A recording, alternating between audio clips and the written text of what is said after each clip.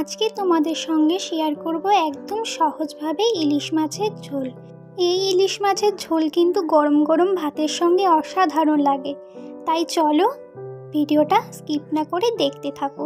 প্রথমেই তেলের মধ্যে কিন্তু বেগুনগুলো আমি অল্প ভেজেছি, বেশি ভাজিনি। বেশি ভাজলে কিন্তু বেগুনগুলো তাড়াতাড়ি গলে যাবে, সেই জন্য হালকাভাবে বেগুনগুলোকে ভেজে তুলে নিয়েছি।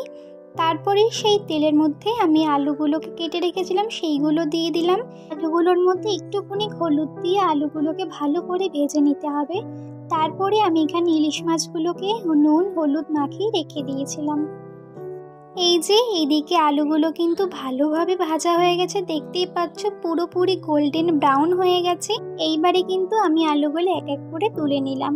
সেই তেলের মধ্যে দিয়ে দিলাম একটু রাঁধুনি ফোড়ন, আর তারপরে দিয়ে দিলাম হলুদ, কাঁচা লঙ্কা আর নুন একটা জলের মধ্যে আমি মিশিয়ে রেখেছিলাম সেই জলটা। তারপরে সামান্য একটু জল দিয়ে, বেশি না একটুখানি জল দিয়ে সামান্য একটু কষিয়ে নিতে হবে। তারপরে দিয়ে দিতে হবে বেশ খানিকটা জল। তারপরেই আমি ভেজে রাখা যে আলুগুলো সেইগুলো দিয়ে দেবো, দিয়ে ভালো করে নাড়িয়ে চাড়িয়ে জলটা যখন ফুটে আসবে আমি ঢাকা দিয়ে দেবো যাতে আলুগুলো সিদ্ধ হয়ে যায়। দেখতেই পাচ্ছ কি সুন্দর ফুটে এসেছে। এবারে কিন্তু আমি মাছগুলো এক এক করে দিয়ে দেবো। আমি কিন্তু এই মাছগুলো ভাজিনি, আমি কিন্তু কাঁচা ব্যবহার করেছি। কাঁচা মাছ কিন্তু বেশি ভালো লাগে খেতে, সেটা তো তোমরা সবাই জানো। দেখো এবার ফুটে এসেছে। এইবারে লাস্টে আমি বেগুনগুলো দেব।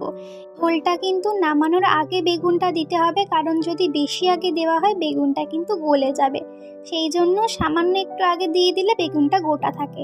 আর দুটো তিনটে আলু দুটো তিনটে বেগুন নিয়ে আমি একটু ঘেটে ঘেটে দিয়েছিলাম যাতে এই ঝোলটা একটু মাখা মাখা হয়, মানে একটু গ্রেভি গ্রেভি হয়। ঝোলটা ফুটে আসলে নামিয়ে দেবো।